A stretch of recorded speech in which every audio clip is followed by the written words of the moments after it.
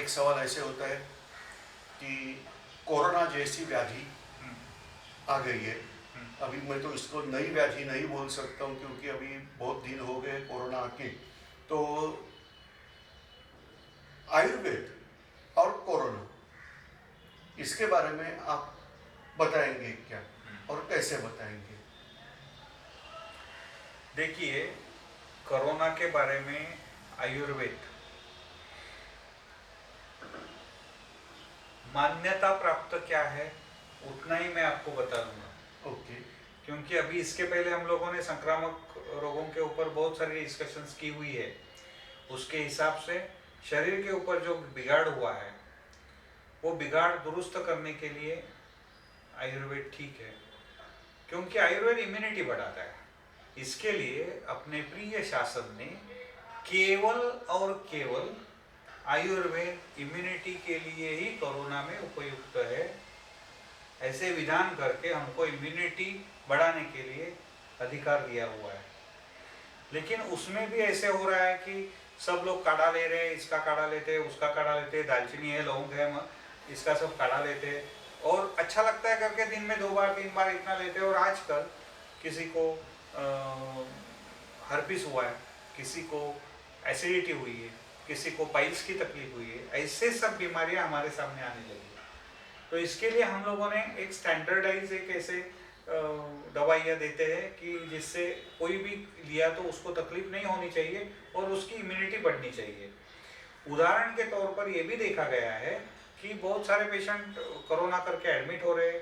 Admit होने के बाद वो उनकी सब बीमारियां ठीक होती है, बाद में वो घर आ जाते हैं। घर आने के बाद उनको ज़रूरी है टेस्ट करना,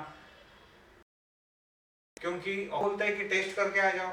जब भी आप काम पे आएंगे तभी एक दिन पहले टेस्ट करके आइए।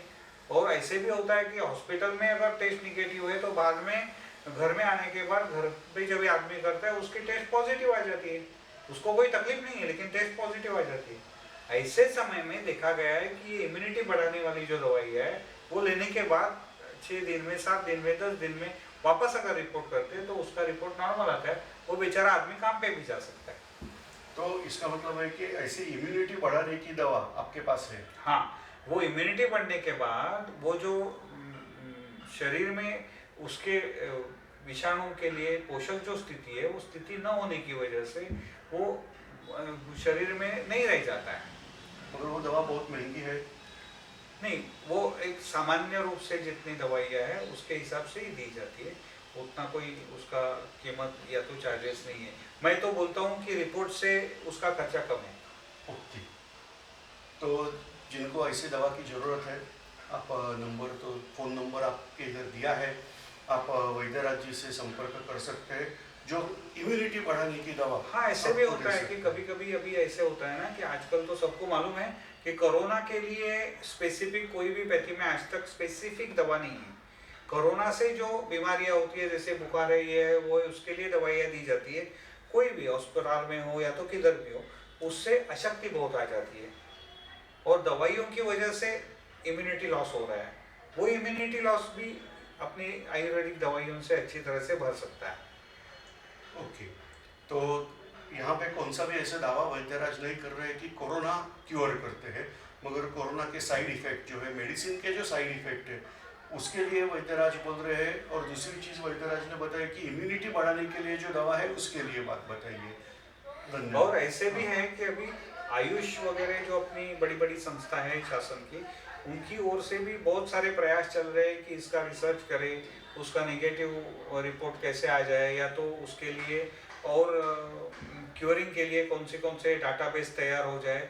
और वो सब अभी तैयार हो रहा है, कुछ दिनों के बाद अपने सामने ये सबके सामने आ भी सकता है।